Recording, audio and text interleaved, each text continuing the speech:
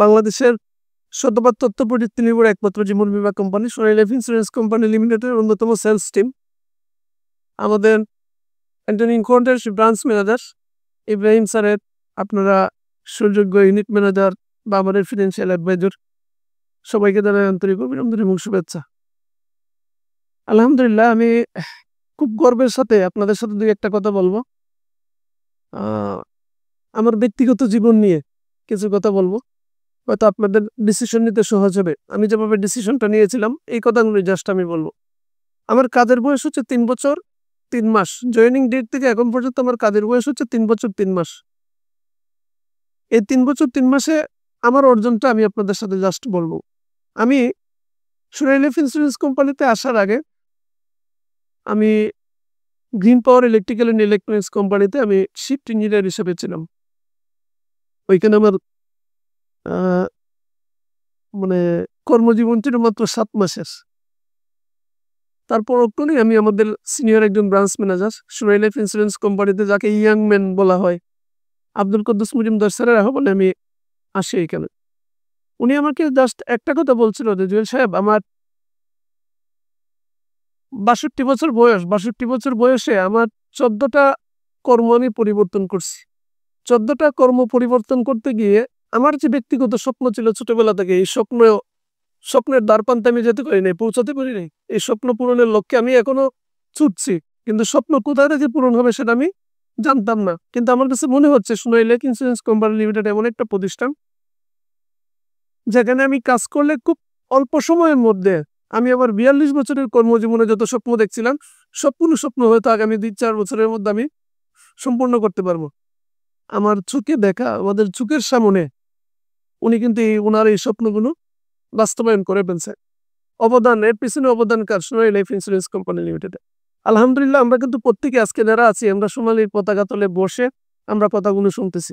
আমি বিশ্বাস করি আগামী 1-1.5 বছর বা 2 বছরের মধ্যে আমরা যে সকল স্বপ্ন দেখি আমাদের ব্যক্তিগত জীবনে, অর্থাৎ আমাদের পরিবারকে নিয়ে, আমাদের সমাজকে নিয়ে, কারণ আমরা যে ব্যক্তিগুলো আমরা চেয়ারে বসে আছি, আমাদের চেয়ারে শুধু আমরা একা বসে না, এখানে আমাদের নিজের স্বপ্ন আছে, আমাদের পরিবারের স্বপ্ন আছে, আমার ভাই বোন, আমার আত্মীয় স্বজন সকলের স্বপ্ন আছে, সমাজের প্রতি আমার অনেক দায়বদ্ধতা আছে। আমি বলবো সবকিছু পূরণের জন্য আমরা কিন্তু উপযুক্ত একটা প্ল্যাটফর্মে অলরেডি চলে আসছি। আমার জয়েনিং থেকে যদি বলি, আমাকে আমার যিনি সোনালীতে আমাকে যিনি দাওয়াত দেন, আজকে আলহামদুলিল্লাহ শুক্রবার, এমন একটা শুক্রবারে আমাকে এখানে নিয়ে আসা হয়েছিল।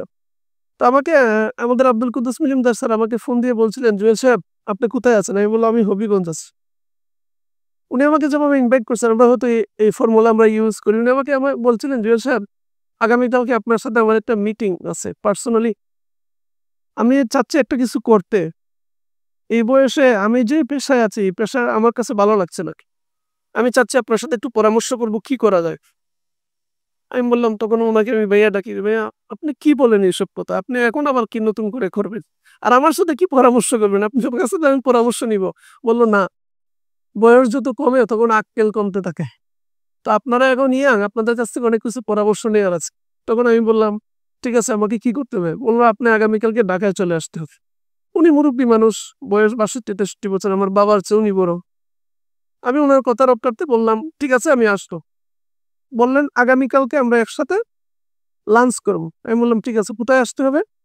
আমি এসে ঢাকা মিরপুরে থাকলাম। পরের দিন উনি বললেন আমি মালিবাগে আসার জন্য। আমি মৌচাক মার্কেটের 5 তলায় একটা মসজিদ আছে, যে ফরচুন মার্কেটের 5 তলায় মসজিদ আছে, ওই মসজিদে জুমার নামাজ পড়লাম। আর আমি কোনো কিছু যদি করি সেই ক্ষেত্রে আমি আমার আরেকজন লোক আছে, উনি জাতীয় সংসদ সচিবালয়ে জব করেন, মিফতাউদ্দিন খান, ওনার বাড়ি বানিয়াচুম, অনেক জেন্টলম্যান, ওনার সাথে যে কোনো কিছু আমি পরামর্শ করি। তো আমি সকালবেলা ঘুম থেকে উঠে আমি ওনাকে ফোন দিলাম যে আমার সাথে কি আমাদের এই পরামর্শ সভাতে আমার সাথে কি আর কাউকে রাখতে পারবো? উনি বললেন অবশ্যই, কোনো সমস্যা নেই। আমি মিফতা ভাইকে নিয়ে আসলাম। উনি তো মনে মনে খুশি, যেহেতু একজনের সাথে আরেকজন পেয়ে যাচ্ছে। তো উনি আমাকে না করেন, আমি তখন বুঝতে পারি নাই। তো আমি যখন নামাজ পড়ার পরে আমি বললাম যে, ভাইয়া কোথায় আসবো? উনি বললেন নামাজ শেষ? আমি বললাম জি। পরে বললেন আপনারা হেঁটে হেঁটে একটু রামপুরার দিকে চলে আসেন। আসলাম, বললেন আবুল হোটেলের কাছে আসেন। আমি বললাম আবুল হোটেলের কাছে চলে আসছি। বললেন দেখেন একটা ফুট ওভার ব্রিজ আছে, যে ফুট ওভার ব্রিজটা এটা আমরা যেভাবে অ্যাড্রেস করি সবাই। বললেন ফুট ওভার ব্রিজটা পার হয়ে দেখবেন লেভিট হসপিটাল আছে। লেভিট হসপিটাল আছে, আমি আসলাম। আবার বললেন যে লেভিড হসপিটালের পাশে আসছেন, আমি বললাম জি। এখন কোথায় আসবো? বললো একটু সামনে আসেন, রেল গেটের দিকে একটু সামনে আগালেই দেখবেন ন্যাশনাল ব্যাংক আছে, এটা দোতলাতে ন্যাশনাল ব্যাংক আছে। আমি ন্যাশনাল ব্যাংকের দিকে তাকাতে তাকাতে আসলাম, দেখলাম উনি নিচে দাঁড়ানো, হাত মিলালাম, বুক মিলালাম, সাথে সাথে আমরা যে কাজটা করি, উনি লিফটে উঠলেন, উঠে 6 নম্বর বাটনে উনি ক্লিক করলেন। শুক্রবার একটা প্রোগ্রাম ছিল আমাদের ওবায়দুর রহমান মন্ডল স্যার তখন ইউনিট ম্যানেজার, স্যারের একটা প্রোগ্রাম ছিল, ওই প্রোগ্রামে খাওয়া দাওয়া চলতেছে। আমাদের খাওয়া দাওয়া কি আলিশান ভাবে হয়, আজকে থেকে 6 মাস বা 1 বছর আগে যারা আছেন তারা তো জানেন, এখনো হয়, তবে আগে আরো জাঁকজমকপূর্ণ ছিল। তো খাওয়া দাওয়া করার পরে ততক্ষণে আমার এবং আমাদের মৃত্যু 3টা নাকি আমরা একজন আর একজনকে গুতাগুতি শুরু করে দিছি। সে ঘটনা কিন্তু ঘটে গেছে, এটা কিন্তু ইন্স্যুরেন্স কোম্পানি, আমরা কিন্তু ইন্স্যুরেন্স করবো না। উনি বললেন আরে না, পাগলে পাইছে নাকি, আমি সরকারি চাকরি বাদ দিয়ে ইন্স্যুরেন্স করবো।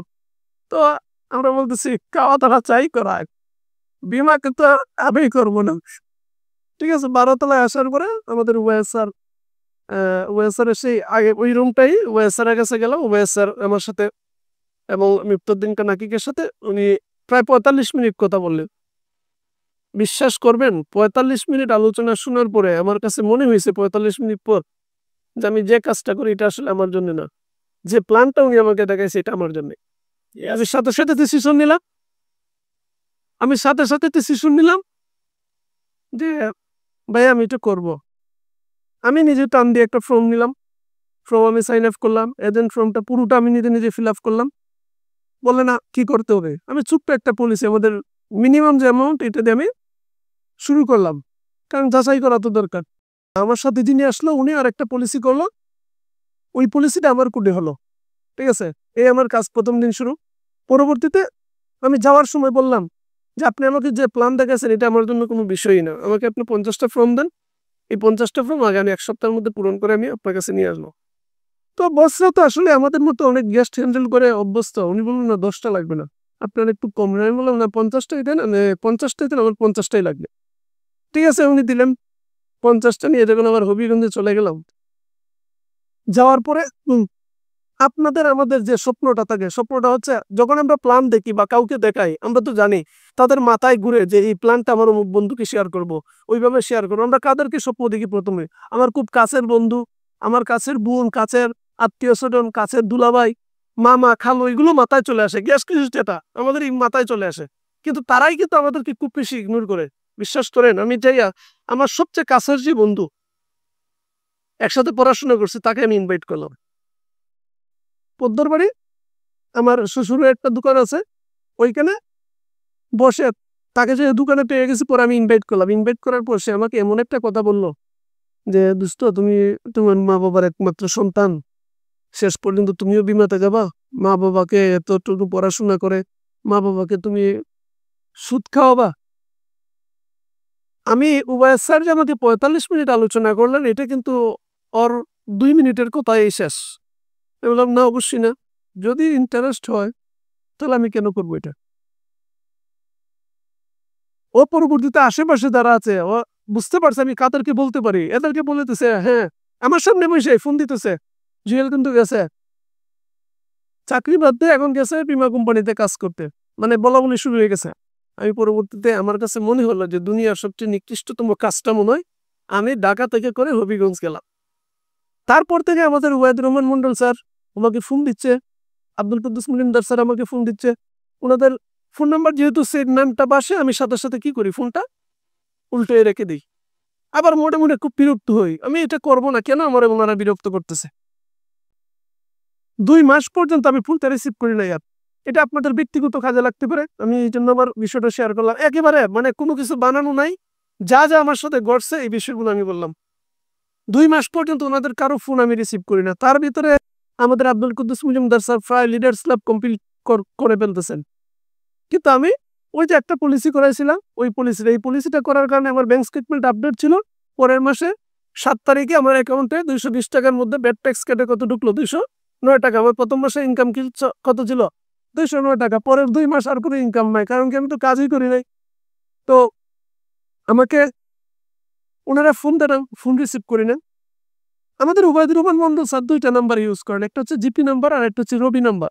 ওবায়দ স্যারের রবি নাম্বারটাই সব, কিন্তু আমার কাছে ওনার জিপি নাম্বারটা ছিল। তো রবি নাম্বার থেকে মাগরিবের আজানের আগে, মানে আমি যখনকার কথা বলতেছি তার তো 2 মাস পরে, 2 মাস পরে মাগরিবের আজানের আগে উনি চুনারঘাট, আমাদের চুনারঘাট পেট্রোতে একটা প্রোগ্রাম ছিল, উনি কুদ্দুস মজুমদার স্যারকে ওইখানে ওই প্রোগ্রামে উনি চিফ গেস্ট হিসেবে ছিলেন, একটা ট্রেনিং করাইছে। আসার সময় উনি তখন গাড়ি পান নাই, ইউনিট ম্যানেজার, উনি তখন গাড়ি পান নাই, উনি ট্রেনে যাতায়াত করতেন। আমাদের স্বাস্থ্যগঞ্জ রেলওয়ে স্টেশন আমার বাড়ি থেকে প্রায় 15-20 মিনিটের রাস্তা। উনি রেল স্টেশনে এসে আমাকে রবি নাম্বার থেকে ফোন দিয়ে বলেন, জুয়েল ভাই আমি আপনার এলাকায় চলে আসছি, আপনি যেহেতু ফোন রিসিভ করেন না, তো আমি আপনার সাথে দেখা না করে আজকে ঢাকায় ফিরবো না। আমি বসা ছিলাম, দাঁড়াই গেলাম, হ্যাঁ কি করলাম, এই নাম্বার কোথা থেকে আসলো, আমি কেন রিসিভ করলাম, আমি তো বিপদে পড়ে গেলাম। এখন মানে বদ্ধতা দেখাতে গেলেও তোমার সাথে দেখা করা দরকার। আমি বললাম যে বস দাঁড়ান, আমি আসতেছি, আমার 20 মিনিট সময় লাগবে। সিএনজিতে উঠে 20 মিনিটের মধ্যে চলে আসলাম রেল স্টেশনে। বস আমাকে জড়াই দিল। উবাইস স্যার অনেক অমায়িক মানুষ, আমরা সবাই জানি। আর ওনার সাথে ব্যবসায়িক পারপাস ছাড়াও ওনার সাথে কেউ যদি মিশে ওনাকে বলতে পারবে না, কারণ ওনার দ্বারা কেউ ক্ষতিগ্রস্ত হওয়ার সম্ভাবনা নাই। উনি আমার সাথে বুকটুক মিলানোর পরে বললেন আসেন নামাজ পড়ি। আমরা মাগরিবের নামাজ পড়লাম জামাতে। পরবর্তীতে রেল স্টেশনে যে কিগুলো আছে, বেঞ্চগুলো আছে, বেঞ্চে এক পাশে উনি বসলেন আর এক পাশে আমি বসে, আমাকে বলছেন যে জুয়েল ভাই আপনি সোনালী করার দরকার নাই, আপনাকে বীমা করানোর জন্য আসলে কিন্তু আপনার সাথে যে একটা সম্পর্ক তৈরি হয়েছে, এই সম্পর্কের খাতিরে আমি কিছু বিষয় জানতে চাচ্ছি। সোনালী করলেন না, কিন্তু আমার ফোনটা কেন রিসিভ করেন না? আমি তখন লজ্জা করে গেছি, কি বলবো। পরবর্তীতে আমার মধ্যে যে প্রশ্নগুলো ছিল, হালাল হারামের বিষয়গুলো ছিল, আমাদের সোনালী শরিয়া সম্মত কিনা এই বিষয়গুলো ছিল, উনি এই বিষয়গুলো জানার পরে এগুলোর আনসারের পাশাপাশি কেরিয়ারটা নিয়ে আমার সাথে আবার আলোচনা করলেন। ওই ক্যারিয়ারটা পুনরায় যখন আমার সাথে আলোচনা করলেন আরো 40 মিনিটের মতো, পরবর্তীতে আমি ডিসকাশন নিলাম যে আর কোনো কিছু করব না, শুধুমাত্র সোনালী করব। কারণ প্রথমবার যা বুঝা বুঝছিলাম, এখন যেটা বুঝছি, এখন দুনিয়া উল্টে গেলে আমাকে কেউ আর নেগেটিভ করতে পারবেন। আমি কাজটা শুরু করি হচ্ছে অক্টোবরের 29 তারিখ। অক্টোবরের 29 তারিখ থেকে ডিসেম্বরের 31 তারিখের মধ্যে আমি লিডার্স ক্লাব কমপ্লিট করি। তখন 10 জন এফএ দরকার, স্যালারিদারি 10 জন এফএ প্রমোশনের জন্য, আবার 1 বছর কাজের বয়স লাগবে, ওদের আসাদ স্যারের সময়ের ঘটনা। এখন 1 বছর হয় না, লিডার্স ক্লাব হয়েছে তো কি হয়েছে, 1 বছর না হলে তো প্রমোশন নিতে পারবো না। আমি ওই 3 মাসে আমার 34 জন এফএ রিক্রুট করি, তার মধ্যে 6 জন স্যালারিদারি ছিল, তাহলে 10 জনও হয় না। তাহলে আমি প্রমোশন নিতে হবে জুলাইয়ে। আবার কাজ শুরু করলাম। কাজ শুরু করার পরে ওই সেকেন্ড স্ল্যাব ধরে যাচ্ছি, যেটা আমরা মুখস্থ যেটা বলি, এটাই করতেছি, জুলাইয়ের জন্য অপেক্ষা করতেছি। 1 বছরও হলো, আমার 13 জন স্যালারিদারি এফএ হলো। ওই 13 জন নিয়ে আমি ইউনিট ম্যানেজার হলাম জুলাই মাস। আমি খুব গর্বের সাথে বলি, আমার লাইফের প্রথম মাসে ইনকাম ছিল কত? 209 টাকা। 12তম মাস গিয়ে 12তম মাস শেষে আমার প্রমোশন হয়। 13তম মাসের 7 তারিখে আমার অ্যাকাউন্টে যে টাকাটা ঢোকে সেটা হচ্ছে 1,68,000 টাকা। ইউনিট ম্যানেজার হিসাবে আমার 1,68,000 টাকা প্রথম মাসের ইনকাম। আমার চোখ দেওয়া ওই দিন, যেটাকে আনন্দশ্রু বলে। আমি সেদিন আমার একটা টিম আছে চট্টগ্রাম, আমি সোনার বাংলা ট্রেনে করে কিসে থেকে যাচ্ছি, কমলাপুর থেকে যাব আমি চট্টগ্রাম। চট্টগ্রাম রেল স্টেশনে নামার পর 12:30টায় নামলাম। 2টা-2:30টার দিকে চট্টগ্রাম পৌঁছার পর 2টা-2:30টার দিকে দেখি 2টা SMS আমার নাম্বারে ঢুকলো। মানে যখন দেখছি সোনালী লাইফ, আমি আশ্চর্য হয়ে গেলাম যে আমি কোনোদিন স্বপ্ন দেখি না আমি 6 ডিজিটের ইনকাম করব। এটা কিন্তু আমার 13তম মাসে এই স্বপ্ন আমার পূরণ হয়ে গেল। আমার যে স্বপ্নের জন্য আমাদের আব্দুল কুদ্দুস মজুমদার স্যার কতদিন অপেক্ষা করছেন, 42 বছর। 42 বছরে 14টা কর্ম উনি পরিবর্তন করছেন 6 ডিজিটের ইনকামের জন্য। উনি যে ওনার 5টি বছর বয়স শেষ করে 63 বছরে যে ওনার 6 ডিজিটের ইনকাম উনি করলেন। আর আমার বয়স যখন 32 বছর, 32 বছর 31 শেষ হয়ে যখন 32-এ পড়লো, অর্থাৎ আমার কর্মজীবনের 13তম মাসে আমি 1,65,000 টাকা ইনকাম করছি। তার মানে আমি যদি হিসেব করি তাহলে কুদ্দুস মজুমদার স্যারের চেয়ে আমি আগে আছি। কারণ হচ্ছে উনি যে অফারটা পাইছে 62 বছর বয়সে, সেটা কিন্তু আমি পেয়ে গেছি 31 বছর বয়সে। তো আপনারা যদি কেউ আমার চেয়ে জুনিয়র হয়ে থাকেন বা সমবয়সী হয়ে থাকেন, অন্তত কুদ্দুস মজুমদার স্যারের চেয়ে বেশি বয়স্ক তো আমরা কেউই না। উনি 63 পূরণ 62-63 বছর বয়সে করছেন। এই সময়ের মানুষ রিটায়ারমেন্টে চান। এখন উনি ওই সময়ে যে উনি কি হয়ে গেছে, আরো ইয়াং হয়ে গেছে। এবং ওনার এখন কি বলে উনি, যে ওনার এখন বর্তমান যে অবস্থা, উনি যদি গ্রামের বাড়িতে যায়, গ্রামের বাড়িতে গিয়ে যখন ওনার খেলার সাথে যারা ছিল, ওনার বন্ধু বান্ধব অনেকে মৃত্যুবরণ করছেন, আল্লাহর ডাকে সাড়া দিয়ে চলে গেছেন। আবার যারা জীবিত আছে তারা অনেকেই কি করে, লাঠি ইউজ করতেছে। আবার অনেকেই দেখা যায় যে বাড়িতে বসে কখন কোন বেলার ওষুধ খেতে হবে এটা মাথায় কাজই করে না, আর একজন বলে দিতে হচ্ছে। সোনালির কারণে উনি সবসময় এটা বলে, সোনালির কারণে, কারণ সোনালিতে আমরা যারা আছি ওনার টিমে সবাইকে ইয়াং না। উনি বললো আমি ইয়াংদের সাথে থাকতে থাকতে আমার যে রোগ বালাই ছিল, আমার ডায়াবেটিস অনেক ছিল, এখন ডায়াবেটিস আমার মানে ডায়াবেটিসের ওষুধও খেতে হন, আমি এই পর্যায়ে চলে আসছি। এটা সম্পূর্ণ অবদান হচ্ছে সোনালি লাইফের। কারণ যে বয়সে আমার বন্ধুরা ডায়াবেটিক্সের ওষুধ কোনটা খেতে হবে, কোন কোন ডাক্তার আগামী শুক্রবারে দেখাতে হবে, আগামী শনিবারে বা মঙ্গলবারে দেখাতে হবে, এগুলোর সিরিয়াল নিয়ে ব্যস্ত। আমি ওই সময়ে আমার ইয়াং ম্যানদের সাথে আমি মিটিং করি, এই জন্য আল্লাহ পাক আমাকে সুস্থ রাখছে। এটা অনেক বড় নিয়ামত হিসেবে ওনার লাইফে কাজ করছে সোনালী লাইফ। তা আমি বলবো আমার 13তম মাসে ইনকাম ছিল 1,68,000 টাকা। ইব্রাহিম ভাই জানেন, আপনারা যারা সিনিয়র জানেন, আমি পরপর 7 মাস সারা বাংলাদেশের নাম্বার 1 ইউনিট ম্যানেজার ছিলাম। যার কারণে তারপরে সারা বাংলাদেশে যত ইউনিট ম্যানেজার আছে আপনারা ওয়েবসাইট ভিজিট করলে পেয়ে যাবেন। ওই সকল ইউনিট ম্যানেজারের মধ্যে কি পরপর 7 মাস আমি সর্বোচ্চ ইনকাম করছি আলহামদুলিল্লাহ। আমার কাজের বয়স যখন 19তম মাস, কোম্পানি থেকে হঠাৎ করে বসুন্ধরা কনভেনশন হলে একটা প্রোগ্রাম হয়, ওই যে 300 ফিট রোডে। তো আমাদের রাশেদ স্যার হঠাৎ করে ওই প্রোগ্রামে, ইব্রাহিম ভাই ছিলেন কিনা জানি না, ছিলেন, আচ্ছা। তো সারা বাংলাদেশে বাছাই করা ইউনিট ম্যানেজার, ব্রাঞ্চ ম্যানেজার ছিলেন। হঠাৎ করে দেখলাম বিকেল 4:30টার সময় রাশেদ স্যার ডাক দিছে 2 নম্বর যে গাড়িটা, এদিন 40 জনকে গাড়ি দেয়, তো 2 নম্বর যে গাড়িটা ছিল হঠাৎ করে ডাক দিল হেড অফিস মেট্রো জুয়েল। আমি তো আশ্চর্য হয়ে গেলাম। ওই দিন আমি স্টেজে যাচ্ছি, আমি চিন্তা করলাম কয় মাস হলো, 17-18 মাস পার হয়ে 19তম মাসে আমি কোম্পানি থেকে গাড়িও পেয়ে যাই। আর আপনারা তো গাড়ির ফেসিলিটি জানেনই, ড্রাইভারের বেতন সবকিছু কোম্পানি। এই গাড়িটা দেখেন, আমি ঢাকায় বসবাস করতেছি এই মুহূর্তে। আমার ওয়াইফ অসুস্থ হওয়ার কারণে প্রত্যেকদিন শ্রীমঙ্গলে যেতে হয় আমার বাড়ি থেকে। আমার গাড়িটা কিন্তু আমার বাড়ির উঠোনেই থাকে এবং আমার ওয়াইফকে নিয়ে আসে। গত 13 দিন যাবৎ প্রত্যেকদিন যাওয়া আসা লাগে। তো আমি ঢাকা থেকে টাঙ্গাইল বা বিভিন্ন জায়গায় আমি অন্য গাড়িতে যাচ্ছি, কিন্তু আমার গাড়িটা আমার ফ্যামিলি ইউজ করতেছে। কিন্তু আমি যদি অন্য কোনো প্রতিষ্ঠানে জব করতাম, আমার গাড়িকে আমার ফ্যামিলি বউ ইউজ করতে পারতো। এটাও কিন্তু সোনালীর অন্যতম একটা বিউটি। আমার ড্রাইভার কোথায় আছে এটার জবাব দিতে হয় না, আমি কোথায় আছি এটার জবাব দিতে হয় না, আমার গাড়ি কোথায় আছে এটার জবাব দিতে হয় না। মাস শেষে তেলের একটা অ্যামাউন্ট আমার অ্যাকাউন্টে দিয়ে দিচ্ছে, ড্রাইভারের বেতন দিচ্ছে কোম্পানি, মেনটেন্যান্সের দায়িত্ব কোম্পানি, 24 আওয়ার্স গাড়িটা আমার জন্য, আমার পরিবারের জন্যই বরাদ্দ। আমাদের রাশেদ চার থাকলে এতদিনই হয়তো আমি 3 নাম্বার গাড়ি পেয়ে গেলাম না, 2 নাম্বার চেঞ্জ হয়ে 3 নাম্বারটা পেয়ে যেতাম। ঠিক আছে, ইনশাল্লাহ ভবিষ্যতে আরো পাবো।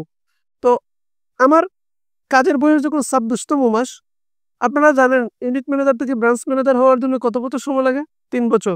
আর 5 জন সরাসরি ইউনিট ম্যানেজার লাগে। তো আমি যেহেতু মানে পরপর 7 মাস সেরা ইউনিট ম্যানেজার ছিলাম, সেলস আমার অনেক বেশি ছিল। আমার ক্ষেত্রে কোম্পানি 3 বছর সময়টা দেখে নাই। রাশেদ স্যার তখন ছিলেন, আমার সময় কোম্পানি 3 বছর সময়টা দেখে নাই। কারণ হচ্ছে 1 বছরে সেলস ভলিউম কত লাগে? 60 লাখ টাকা লাগে। আমার প্রায় 4 কোটি টাকা সেলস ছিল। লাগে 60 লাখ, 4 কোটি টাকা সেলস লাগে। আমার ছিল আপনার ইউনিট ম্যানেজার লাগে ডাইরেক্ট 5 জন, আমার হয়ে গেছিল 6 জন। সবকিছু দেখার পর আমাদের স্যার দেখলাম আজিম স্যারেরা বলতেছেন যে ওরে আর আটকে রাখা যাবে না, কারণ ওর যে টিম হচ্ছে, ও যদি নিজে লিডিং না দেয় তাহলে কুদ্দুস মজুমদার স্যারের উপর ভিত্তি করে, ওনার তো বয়স হয়ে গেছে, তাহলে আরো 6 মাসে টিম বড় হলে লস হবে ওরা যদি প্রমোশন না দেওয়া হয়। তো আমার কাজের বয়স যখন 26তম মাস, তখন আমি কোম্পানি ব্রাঞ্চ ম্যানেজার হিসেবে পদোন্নতি পাই। তো ব্রাঞ্চ ম্যানেজার হওয়ার পরে আলহামদুলিল্লাহ আমি ইব্রাহিম ভাই খুব বেশি দূরত্বে না, আমরা খুব কাছাকাছি সময় ব্রাঞ্চ ম্যানেজার হয়েছি।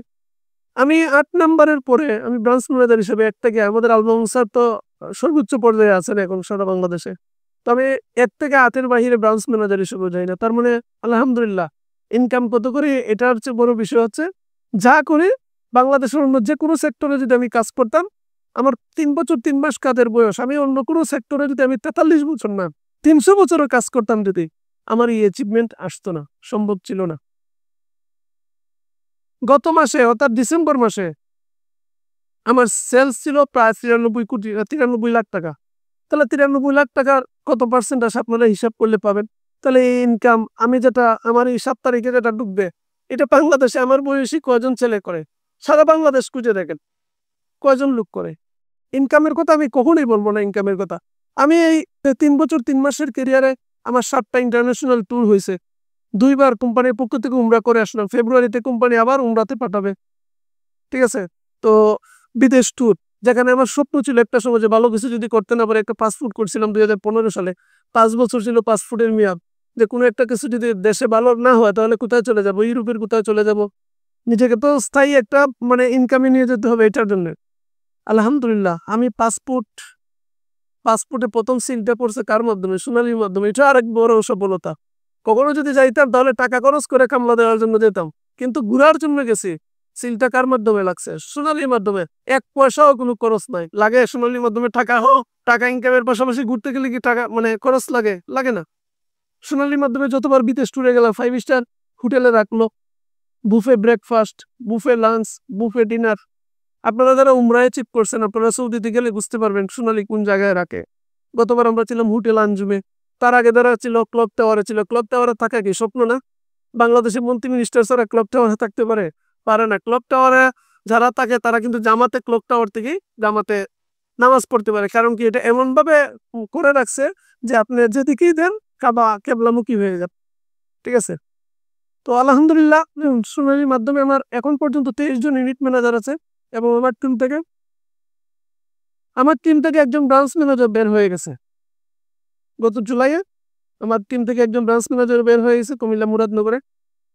আর এই মাসের 9 তারিখের মধ্যে যেহেতু ফাইল সাবমিট করতে হবে, হয়তো আরো 15-17 জনের মতো আরো ইউনিট ম্যানেজার বের হবে। আগামীকালকে আমার টিমের ইউনিট ম্যানেজার কনফারেন্স, তো আমার সকল ইউনিট ম্যানেজার আসতেছে। আমার বিশ্বাস সোনালী লাইফে কোনো স্বপ্ন ছাড়া জয়েন করছিলাম। সোনালী লাইফের এই অবস্থা দেখতে দেখতে অনেক স্বপ্ন তৈরি হয়েছে। আলহামদুলিল্লাহ ধাপে ধাপে আল্লাহ যতদিন বাঁচায় রাখবেন ততদিন সবগুলো স্বপ্ন আমার বিশ্বাস সোনালীর মাধ্যমে বাস্তবায়ন হবে। এবং দুনিয়াতে যে আল্লাহ তাআলা আমাদেরকে সৃষ্টির সেরা জীব হিসেবে পাঠিয়েছেন, আমার মনে হয় আমরা মানুষ হিসেবে সোনালীর কল্যাণে দাগ রেখে যেতে পারব। কারণ সোনালী লাইফ সততা, স্বচ্ছতার সাথে, জবাবদিহিতার সাথে যেভাবে সার্ভিস এবং কমিটমেন্ট ঠিক রেখে যেভাবে সার্ভিস প্রদান করে যাচ্ছে, আপনারা জানেন কিনা জানেন, এখন পর্যন্ত তো কোনো গ্রাহকের আমাদের প্রতি কোনো অভিযোগ নাই। আছে বাংলাদেশে কোনো এজেন্টের সোনালীর প্রতি অভিযোগ আছে? বাংলাদেশের সোনালীর কোনো এমপ্লয়ি সোনালীর প্রতি অভিযোগ আছে? যেহেতু অভিযোগ নাই, আমি বিশ্বাস করি, জানি না আল্লাহ পাক ভালো জানেন ভবিষ্যতে কি হবে, কিন্তু আমি এখন পর্যন্ত দৃঢ় প্রত্যয় ব্যক্ত করতেছি এই জন্য যে সোনালী লাইফের মাধ্যমে আপনার আমার ইমেজ সংকট হওয়া কোনো সম্ভাবনা নাই। সুতরাং মৃত্যুর আগ পর্যন্ত সোনালীকে যদি আমরা প্রফেশনালি নিয়ে নেই, আলহামদুলিল্লাহ শুধু আমরা উপকৃত হবো তা না, আমাদের মাধ্যমে আরো অনেক লোকের কর্মসংস্থান তৈরি হবে। আমি খুব গর্ব করে সারা বাংলাদেশে বলি, আমার আরেকজন ব্রাঞ্চ ম্যানেজার এবং আমি, আমাদের টোটাল টিমে যত সংখ্যক এফএ আসছে প্রায় 2200 মতো এফএ আছে। আমরা কি গর্ব করে বলতে পারিনি 2200 লোকের কর্মসংস্থান তৈরিতে আমার অবদান আছে? আমি আগে যে প্রতিষ্ঠানে ছিলাম ওই প্রতিষ্ঠানে চাইলে কি আমি 22 জনকে মানে উদ্যোক্তা তৈরি করতে পারতাম? 22 জনকে আমি চাকরির ব্যবস্থা করে দিতাম? আমার এই 2200 লোকের মধ্যে কম হলো 300+ ব্যক্তি আছে যারা 10,000 টাকা থেকে শুরু করে লাখ টাকার উপরে ইনকাম করে। এটাকে আপনারা বিশ্বাস করেন না?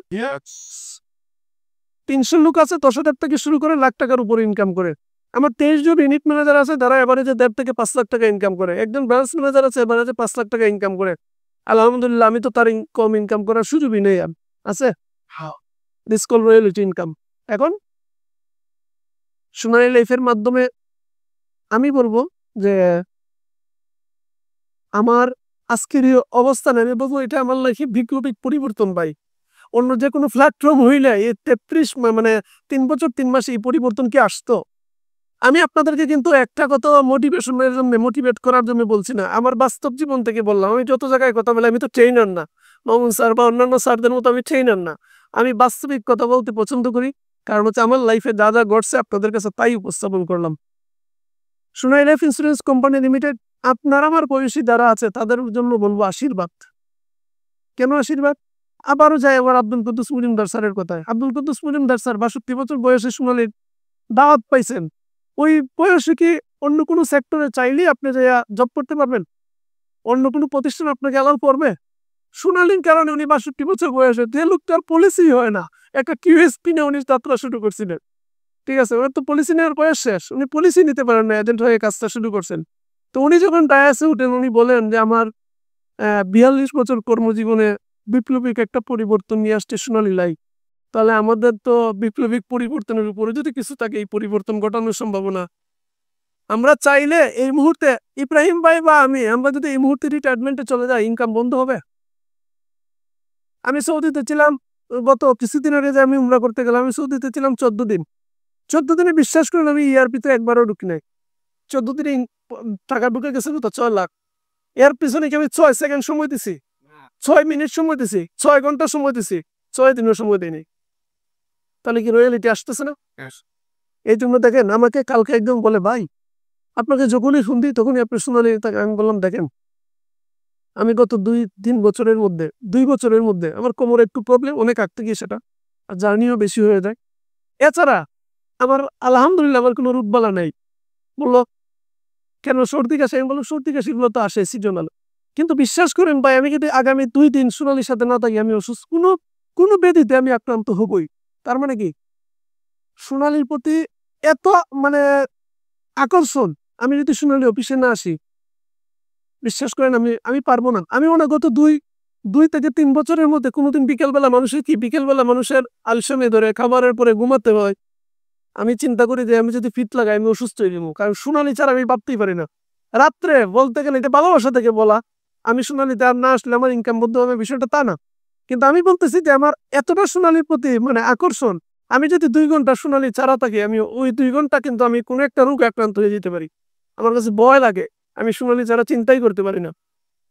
আমি আপনাদের কাছে বিনয়ের সাথে রিকোয়েস্ট করছি, আমরা যেহেতু সোনালির পতাকা তলে চলেই আসছি, ইনশাল্লাহ একটা মানুষ, আমি সবসময় সব জায়গায় বলি একটা কথা, একজন মানুষ ঘুম থেকে উঠে রাত্রে শোয়ার পূর্ব পর্যন্ত তার নিজেকে নিয়ে তার পরিবারকে নিয়ে দায়িত্ব যদি পালন করতে চায়, আমি বলবো সোনালি যে বেস্ট প্ল্যাটফর্ম বাংলাদেশের প্রেক্ষাপটে সোনালি যে বেস্ট প্ল্যাটফর্ম হতেই পারে না, যেখানে এত অল্প সময়ে নিজের জীবনের পরিবর্তন এবং আরো অনেক লোকের কর্মসংস্থান তৈরির মাধ্যমে তাদেরকেও স্বাবলম্বী করার মতো প্ল্যাটফর্ম সোনালির চেয়ে বেস্ট প্ল্যাটফর্ম আর একটাও নাই।